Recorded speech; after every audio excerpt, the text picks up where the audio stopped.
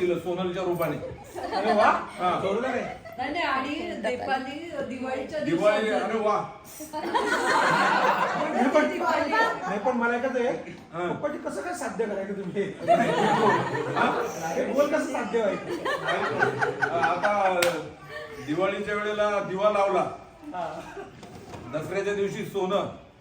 आणि अजून कोण आहे ते बाकी इतर? बघू आता काय रायडिंग वर्ड्स आहेत. काय काय रायमिंग वाले ताता तर सोन्यासारखी सोनं. नीता. नीता नीता नुसतं नीता. अरे तुला देऊ ना. तुम्हाला स्पेशल वेगळं.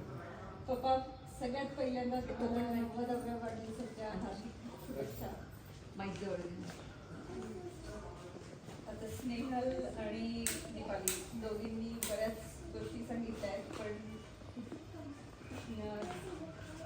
तुम्ही छोट्या गावातून आणि एज्युकेटेड फॅमिली बॅकग्राऊंड नसूनही तुम्ही शिक्षण घेतलं. नंतर सगळ्यांना आम्हाला सगळ्यांना मुलगा आणि मुलगी यांचा थोडाही फरक न होऊ देता आम्हाला सगळ्यांना व्यवस्थित शिकवलं. ते खूप मोठं कौतुक करण्यासारखं आहे.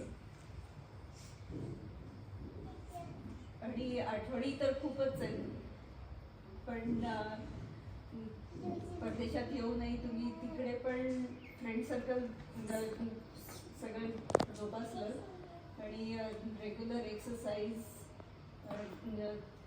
रेग्युलर फिरणं, इवन जरी आम्हाला बाहेर कुठे जायचं असलं तरी पण तुमचा एक्सरसाइज कधी चुकला नाही, प्राणायाम कधी चुकला नाही. आणि तुमचे योगा आणि प्राणायाम हेच मला असं वाटतं की तुमच्या हेल्दी आयुष्याचं मेन रहस्य आहे. Happy birthday. जयंत. सोन्याचे भाव जास्त आहे म्हणून तू कमी बोलली का? अनमोल आहे. आता सगळं या दोघींनी कव्हर केलेलं आहे. पप्पाजींना 90व्या वाढदिवसाच्या हार्दिक हार्दिक शुभेच्छा. मी काही असं चांगला वक्ता नाही आणि तुम्ही सगळ्यांनी बऱ्याच जणांनी ऑलरेडी तुमच्या चांगल्या चांगल्या आठवणी खूप छान योग्य प्रकारे व्यक्त केल्या. आणखी बोलण्याची संधी बऱ्याच जणांना आहेत. मी पटकन नाही, असं आटोपता काही नाही. पहिली गोष्ट आणखी बऱ्याचशा गोष्टीत आपण ज्या सांगितल्या आणि इतरांनी पण सांगितलं आणि मला असं वाटत होतं की अरे माझ्या मनातलंच बोलत आहे आता.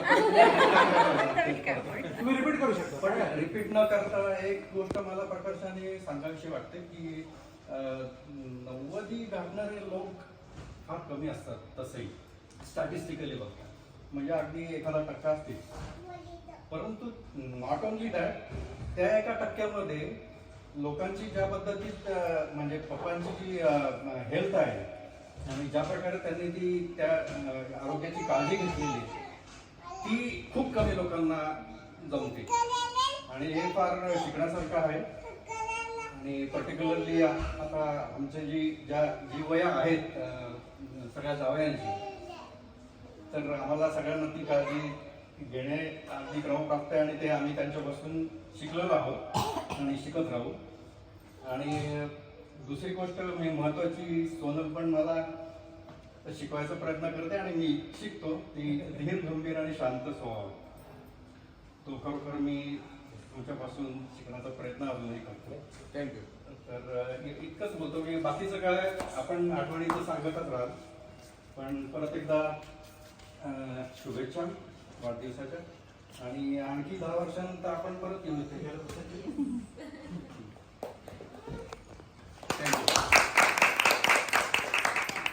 दिवे लावल्या, सोनं वाटून झालं. नीता कुठून आल्या मला काही कळलं नाही. ते आज दोघं सांगतील नंतर.